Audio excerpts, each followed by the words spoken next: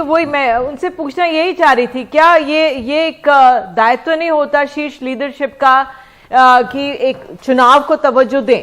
रणनीति में एक भारी चूक है ये कांग्रेस की। देखिए, मैं आपकी बात से इस बात से सहमत हूँ कि राजनीति जब हम कर रहे हैं और पॉलिटिकल पार्टी हैं तो निश्चित रूप से चुनावी नतीजे और नंबर्स हमेशा काउंट करते हैं। लेकिन एक चीज मैं यहाँ पे ये भी कहना चाहूंगी, क्योंकि बार बार यहाँ पे बात हुई गोवा की, मध्य प्रदेश की, महाराष्ट्र की, तो कांग्रेस पार्टी सिर्फ चुनाव ही नहीं लड़ रही है, इस न्यू नॉर्मल से भी लड़ रही है। क्योंकि इस देश के लोकतंत्र को बनाने में और देश के को आजाद कराने में लोगों ने बहुत कुछ अपना कुर्बान किया था।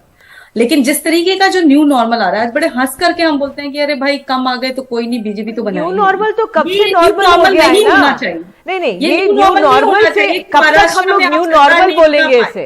मैं ये कह रही हूँ, अगर महाराष्ट्र में आप सरकार नहीं बना पा रहे हो तो आप गिरा करके बना दोगे, मध्य प्रदेश में आप ऐसा कर दोगे। तो ये जो चीजें हैं, इसके ऊपर अगर कोई बोला है अब तक तो सिर्फ कांग्रेस पार्टी बोली है। चैनिका जी देखिए, यहाँ पर उन्होंने हमेशा आवाज उठाई है।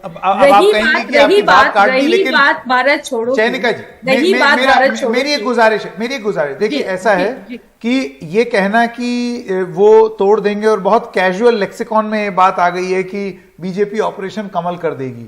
मेरा ये कहना है कि आप इसके लिए जो लोग इस पर टिप्पणी कर रहे हैं उनको जिम्मेदार ठहराएंगी, या अपनी पार्टी को, जो कि अपने लोगों को जोड़ करके नहीं, रोक के नहीं रख पा रही है? जबकि एफिडेविट भरवाते हैं, सब कुछ आप भगवान की शपथ दिलवाते हैं, फिर भी टूट के चले जाते हैं। तो इसमें कमजोर कौन? दिक्कत कहां?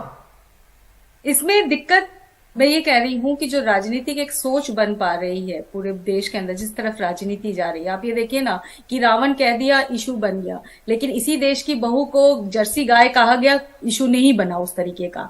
इसी देश की बेटी को 60 करोड़ की गर्लफ्रेंड कहा गया। इसी चुनाव में आपके नेता को सद्दाम हुसैन कहा, आप इशू नहीं भुना पाए, बीजेपी ने आपका रावण मैं वही कह रही हूँ कि आप एक भावनात्मक राजनीति एक तरफा कैसे जा सकती है? तो कहीं ना कहीं इसमें सिर्फ कांग्रेस को नहीं, पर चैनिका जी आपके प्रदेश अध्यक्ष अपना वोट ही नहीं डाल पाते एमसीडी में, बताइए, उनको ये पता ही नहीं उनका नाम वोटिंग लिस्ट में है या नहीं है।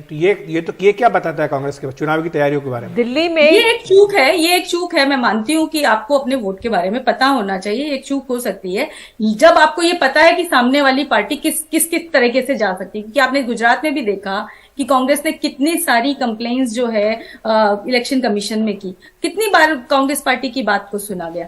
तो मैं ये कह रही हूँ कि आपका जो कहना है कि भारत छोड़ो यात्रा वहां नहीं आई, भारत छोड़ो यात्रा जिस तरह से शुरू हुई थी, चाहे हम कश्मीर से शुरू करते, चाहे हम कन्याकुमारी से शुरू करते, हम इलेक्शन से पहले गुजरात नहीं पहुंच सकते थे, और तो आप वहीं से शुरू कर देते, गुजरात से शुरू कर देते, क्या दिक्कत थी? गुजरात से आप रूट कैसे बनाते? आप ये बताइए ना, कहां से घूम करके जाते?